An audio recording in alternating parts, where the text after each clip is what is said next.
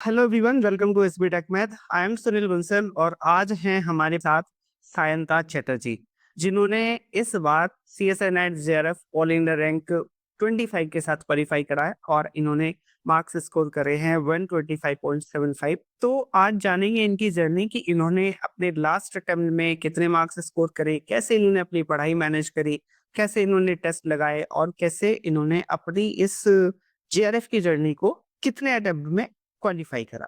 तो welcome Sayanta to this session. Thank you, sir.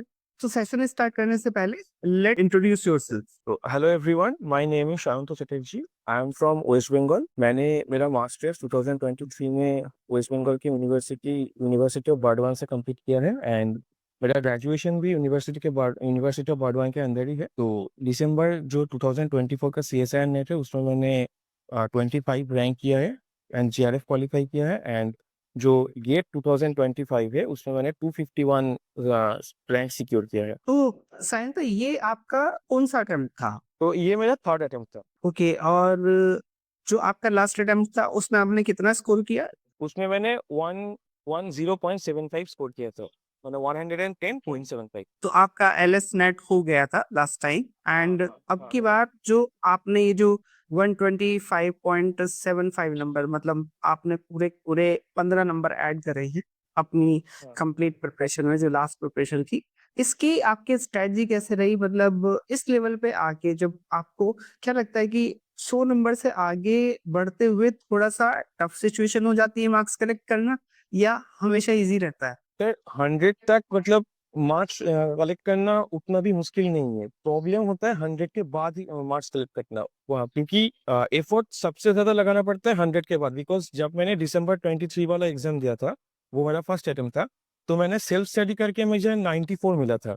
मुझे तब ज्यादा कुछ पता नहीं था, लाइक अलजेब्रा मुझे अच्छे से नहीं आता था। मैंने बस रियल और लीनियर के बेसिस पे मैंने एग्जाम दिया था और अप्लाइड थोड़ा बहुत, तो मेरा स्कोर 94 आया था।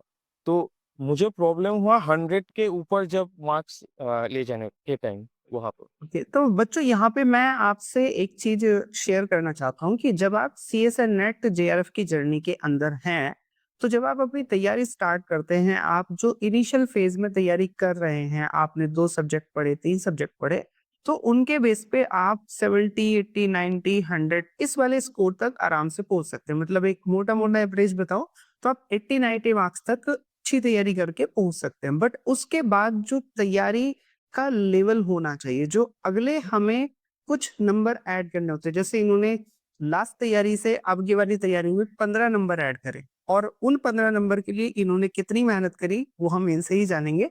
तो 100 के बाद नंबर कलेक्ट करना that is a challenging task और उसके लिए आपको जरूरत है कॉन्सेप्चुअल स्टडी की। तो बाकी हम सायंता से जानते हैं कि उन्होंने अपनी जर्नी कैसे कंप्लीट करी। तो सायंता, जैसे ये 110 से 125 नंबर, ये जो 15 नंबर हैं, इसके लिए आपने कैसे अपना रूटीन फॉलो करा? मतलब ये 15 फिक्स नहीं है कि हाँ 15 ही नंबर बढ़ाने थे, वो बढ़ गए हैं, बट आपने 6 महीने 8 महीने क्या रूटीन फॉलो करा और कैसे कैसे आपने इसे कवर अप की? Sir through out the year मैंने CSIR नेट के लिए मेन 4 मेरा जो रूल फॉलो किया था, तो मैं वो 4 रूल आपको बता सकता हूँ। कि जो पहला रूल था कि डेली के 50 क्वेश्चंस मुझे, हाँ, डेली के 50 क्वेश्चंस मुझे सॉल्व करने ही है।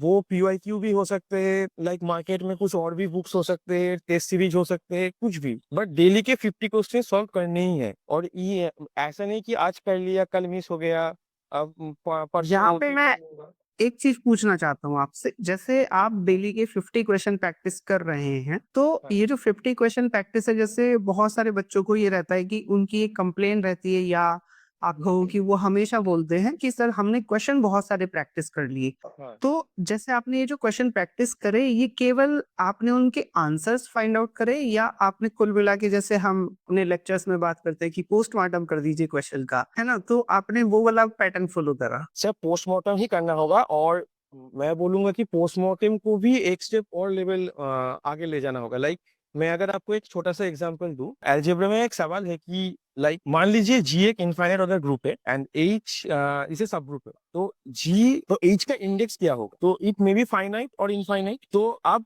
इससे हम, तो ये क्वेश्चन है, तो ये क्वेश्चन हमें मिला तो हमने सॉल्व कर दिया कि मे बी फाइनाइट और मे बी इनफाइनाइट। हमने काउंटर एग्जाम्पल दिया, हम आगे बढ़ गए, बट नहीं, आपको यहाँ से भी 2 स्टेप आगे जाना होगा। इनफाइनाइट ग्रुप में क्या क्या पॉसिबिलिटीज है, countable, uncountable, infinite, abelian, non abelian. तो दो दो अगर आप कॉम्बिनेशन बनाएंगे तो 4 कॉम्बिनेशन टोटल आएंगे। अब इंडेक्स का 3 पॉसिबिलिटीज आ सकता है, फाइनाइट, काउंटेबली इनफाइनाइट, अनकाउंटेबली इनफाइनाइट। तो टोटल आप अगर देखोगे तो बहुत सारे आपको ऑप्शंस मिल जाएंगे। तो अब आप फिर अबिलियन, नॉन अबिलियन, उसपे भी कैटेगराइजेशन हो जाएगा। Like Abelian uncountable, Abelian countable, non Abelian countable. तो ऐसे बहुत सारे कॉम्बिनेशंस अगर आप ट्राई करोगे तो देखोगे कि एक दो एग्जाम्पल ऐसे होंगे कि बहुत मुश्किल होगा फाइंड, बहुत मुश्किल होगा फाइंड करने के लिए। तो उससे ही आपका जो नॉलेज होगा वो धीरे धीरे इंक्रीज होगा। तो मैंने इस तरीके से फॉलो किया था कि 50 क्वेश्चंस, आप 50 क्वेश्चंस अचानक से सोचो तो मिलना मुश्किल है। तो एक क्वेश्चन को हम ऐसे ब्रेक कर करके प्रैक्टिस कर सकते हैं। तो ये मेरा स्ट्रेटेजी था कि क्वेश्चन अगर ना मिले तो क्वेश्चन खुद से बनाओ फिर सॉल्व करो। बेसिकली होता ही है, हर बार हर सब्जेक्ट के अंदर होता है कि कुछ क्वेश्चन ऐसे रहते हैं जो बड़े एक्सेप्शनल रहते हैं, और वो एक्सेप्शनल वे आपको यदि पता है या आप उसके इर्द गिर्द भी गए हैं तो आप एग्जाम में आराम से हैंडल कर पाएंगे क्वेश्चन। जैसे मैं एक छोटा सा पॉइंट शेयर करूं कि हम किसी पॉइंट पे किसी फंक्शन के डेरिवेटिव को यदि पॉजिटिव कह दें तो हम मोस्ट ऑफ द टाइम मान के चल देते हैं कि उसके नेबरहुड में भी फंक्शन पॉजिटिव, डेरिवेटिव पॉजिटिव हो जाएगा, मतलब इंक्रीजिंग हो जाएगा, या लेस देन जीरो है तो डिक्रीजिंग हो जाएगा। बट ऐसा नहीं होता। कुछ फंक्शन मेरे पास ऐसे मिलेंगे जो नेबरहुड पे भी ऑसिलेट करते रहे। तो वो एग्जाम्पल सर्च करना कि ऐसा हो क्यों रहा है, फील करना, दैट इज इम्पोर्टेंट। आपने ये वाला पॉइंट बहुत अच्छा डिस्कस करा, क्योंकि बहुत सारे बच्चे करते क्या है कि क्वेश्चंस को करते रहते हैं, रिपीटेडली करते रहते हैं, एक ही मेथड बार बार अप्लाई कर रहे हैं, और वो बोलते हैं फिर कि सर क्वेश्चन बहुत सारे कर लिए, है ना। तो ये वाला पॉइंट मुझे बहुत अच्छा लगा कि यदि क्वेश्चन ना मिल रहे हो तो अपने आप से क्वेश्चन बनाने जिस दिन आ गए, then you are on the way of JRF. Okay, तो आप हमारे साथ किस बैच में एसोसिएटेड थे? मैं आपका टेस्ट सीरीज बैच लिया था 2000 दिसंबर 2024 का जो टेस्ट सीरीज था, तो वही वो बैच लिया था। एंड यूट्यूब से मैं तैयारी जीत की जो सीरीज था वो मैं डेली अटेंड करता। ओके, तो आपका एक्सपीरियंस टेस्ट सीरीज को लेके, जैसे बच्चे एक डिलेमा में रहते हैं कि हम टेस्ट सीरीज कैसे अटेम्प्ट करें, कैसे ज्वाइन करें, किस तरह की टेस्ट सीरीज ज्वाइन करें, तो आपको क्या लगा कि जैसे जो टेस्ट सीरीज है उसके क्वेश्चन बहुत इजी लेवल के हैं, या बहुत टफ लेवल के हैं, या मतलब एवरेज है, या फिर ऐसा कि हाँ सर एग्जाम ओरिएंटेड पैटर्न जो होना चाहिए वो है? आपका क्या एक्सपीरियंस है हमारी टेस्ट सीरीज को लेकर? सर एकदम एग्जाम ओरिएंटेड पैटर्न ही था, ना ज्यादा हार्ड था ना ज्यादा इजी था, एकदम मॉडरेट लेवल था जैसा सीएसआर नेट में आता था। और एक चीज मैं और भी बताना चाहूंगा कि आपके टेस्ट सीरीज में जो क्वेश्चन मिलते थे मैं उनका भी पोस्टमार्टम करता था, ऐसे उनको भी मैंने ब्रेक करके बहुत सारे क्वेश्चंस बनाए थे। तो क्वेश्चंस एकदम ठीक ठाक लेवल के थे। अभी जैसे अब कुछ उन बच्चों के लिए बात हो जाए, जैसे आपके लास्ट टाइम 110 आए थे और आपकी बार 125 मार्क्स है, तो जो बच्चा एक स्ट्रगलिंग फेज में है, जो 100 नंबर की रेंज में है या 90 नंबर की रेंज में है, आप उसे क्या सजेस्ट करोगे कि उसे क्या कैसे पढ़ना चाहिए?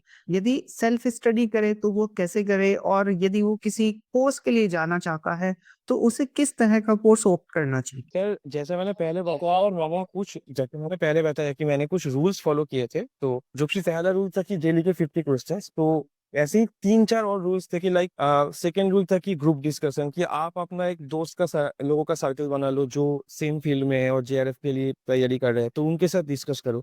बिकॉज आप जितना भी पढ़ लो आप एक साथ सब नॉलेज गैदर नहीं कर पाओगे जब तक आप लोगों से कॉन्वर्सेशन ना कर पाओ। कुछ आपको पता है, कुछ औरों को पता है, वो आपके साथ शेयर करेगा, आप खुद का नॉलेज उनके साथ शेयर करोगे। एंड थर्ड जो था कि मैं जो फॉलो करता था कि लाइक मैं डेली 10 घंटे मेरा स्टडी आवर था, मैंने स्टडी ड्यूरेशन था, मैं फर्स्ट 2 आवर्स में थ्योरी रिवीजन करता था। कि ऐसा नहीं कि मतलब थ्योरी एक बार देख लिया बुक से और एक बार किसी नोटबुक कॉपी में लिखा है मैंने देख लिया, मैं लिख लिख के प्रैक्टिस करता था। और एक बात है कि मेनली मैंने देखा है बहुत सारे स्टूडेंट्स ऐसे करते हैं कि थ्योरी लाइक लीनियर का थ्योरी आज रिवीजन कर दिया और उसके 1 घंटे बाद ही लीनियर का क्वेश्चन सॉल्व करने बैठ गए। तो ऐसा नहीं करना है, एटलीस्ट 24 आवर्स के बाद ही करना है, क्योंकि तब तक बहुत सारे थ्योरी ब्रेन से आउट हो जाएंगे। तो ये देखना है कि कितना थ्योरी दिमाग में रह गया, कितना हम अप्लाई कर पा रहे हैं, तो ये एक बहुत बड़ा फैक्टर है। तो मैं ऐसा ही करता था कि एक थ्योरी रिवीजन किया उसके बाद कुछ और पढ़ने बैठ गया, लाइक लीनियर का थ्योरी रिवीजन किया उसके बाद मैंने एब्स्ट्रैक्ट पढ़ लिया, कि 24 आवर्स के बाद मैंने लीनियर सॉल्व करने गया। तो तब देखा कि बहुत सारे थ्योरी एप्लीकेशन दिमाग से निकल गए, तो फिर मैंने थ्योरी रिवीजन किया। तो ऐसे करते करते थ्योरी का एकदम एकदम प्रॉपर तरीके से थ्योरी दिमाग में बैठ गया। फिर जाके धीरे धीरे क्वेश्चन सॉल्व करना बहुत आसान हो गया। और ऐसा करने से जो मैंने अभी बताया ना कि क्वेश्चन फ्रेम करना खुद से, तो उसमें भी बहुत हेल्प होता है कि जब आप एकदम थ्योरी एकदम दिमाग में बैठ जाता है। और लास्ट जो है कि बहुत सारे मॉक टेस्ट 2024 जून वाला एग्जाम में मेरा बहुत सिली मिस्टेक हुआ था, तो मैंने डिसाइड कर लिया था कि इसे ओवरकम करने के लिए मॉक टेस्ट ही एक मात्र वे है। तो मैंने बल्क में मॉक टेस्ट दिया था। तो शुरू शुरू में मॉक टेस्ट उतना अच्छा नहीं था, फिर मेरे एक दोस्त ने बोला कि सुनील सर से टेस्ट सीरीज ले लो, वहाँ पे अच्छा होता है। तो मैंने फिर आपसे टेस्ट सीरीज लिया, तो फिर देखा कि हाँ, यहाँ पे टेस्ट सीरीज का question pattern CSI net level का ही है। यही 4 रूल मैंने फॉलो किए थे। ओके, तो बच्चों मैं यहाँ पे सम अप कर दूं सायंता ने क्या बताया। सबसे पहले उन्होंने ये बताया कि डेली के जो भी एस्पिरेंट एक अच्छी प्रिपरेशन में है, जो 90s में है अपनी, मतलब अपनी 90 मार्क्स की जर्नी में है, वो डेली कम से कम 40 से 50 क्वेश्चन प्रैक्टिस करे। और वो प्रैक्टिस एक्सटेंसिव होनी चाहिए, ना कि आपने प्रीवियस ईयर का क्वेश्चन लिया और उसका आंसर याद है आप उन्हें काउंट कर रहे हैं। सेकेंड थिंग उन्होंने बताई कि आपको अपनी थ्योरी रिवाइज करनी चाहिए कम से कम 2 से 3 घंटे। And third most most important thing कि जब आप थ्योरी रिवाइज करोगे आपके दिमाग में रहेगी, आपसे क्वेश्चन हो जाएंगे। तो इस चीज को ब्रेन स्टॉर्म करने के लिए, सीमेंटिंग करने के लिए कि हाँ मुझे चीजें आई है कि नहीं आई है, आप 24 आवर्स के बाद क्वेश्चन प्रैक्टिस करें या आप टेस्ट दें। और फिर फाइनली उनकी रिकमेंडेशन है कि आप लास्ट में मॉक टेस्ट टेस्ट सीरीज लगाए जहां पे आपको ऐसे क्वेश्चन मिले जो एग्जाम से रिलेटेड हो या एग्जाम ओरिएंटेड हो। ओके, तो सायंता जैसे बहुत सारे बच्चे छोटी छोटी मिस्टेक्स करते हैं और वो लंबे समय से स्ट्रगल कर रहे हैं। आपका ये कौन सा अटेम्प्ट था? Hard attempt. थर्ड अटेम्प्ट था। तो ऑलमोस्ट आप एक बहुत अच्छी पोजीशन में रहे कि आपके पहले 94 आए, फिर 110 आए, and now in the third time 125।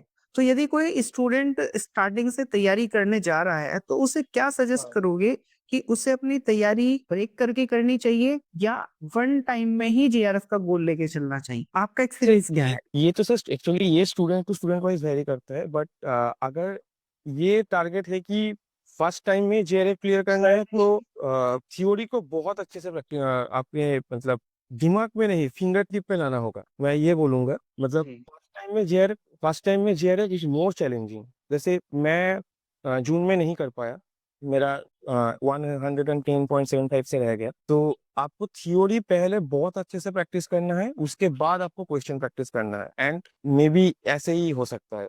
ये से सायन था, इन्होंने अपनी पूरी स्टोरी शेयर करी और काफी सारी चीजें हमें आज के इस सेशन में जानने के लिए मिली कि अपनी तैयारी को इन्होंने किस तरह से बाइफरकेट करा। And that is a completely new approach कि आप अपनी चीजों को कैसे मैनेज कर सकते हैं, कि आप पहले क्वेश्चन प्रैक्टिस करें फिर साथ में रिवीजन भी करें। किसी एक चीज से कुल मिला के हमारा काम नहीं होना। And most most important thing कि जब आप अपनी तैयारी कर रहे हैं तो उसमें थोड़ा सा लेवल बना लें कि मुझे इतने मार्क्स स्कोर करने हैं। जैसे इन्होंने लास्ट में 110 करे, तो फिर इनका नेक्स्ट टारगेट था कि अब की बार मुझे इससे ज्यादा मार्क्स ऐड करने हैं। और मोटा मोटा 15 नंबर ऐड हुए हैं, बट वो 15 नंबर ऐड करना लगभग 6 से 7 महीने का टाइम और एक एक्सटेंसिव रूटीन फॉलो करना, that is most most important. तो इनकी जर्नी में मुझे सबसे इम्पॉर्टेंट बात यही लगी कि डिसिप्लिन और रेगुलरिटी, है ना? कि जब तक आप रेगुलर नहीं रहेंगे, जब तक आप क्वेश्चंस को अच्छे से सॉल्व नहीं करेंगे, तब तक हमारे लिए चैलेंज बना रहेगा। तो thank you and congratulations thank and for your next you. Future जिंदगी। Thank you.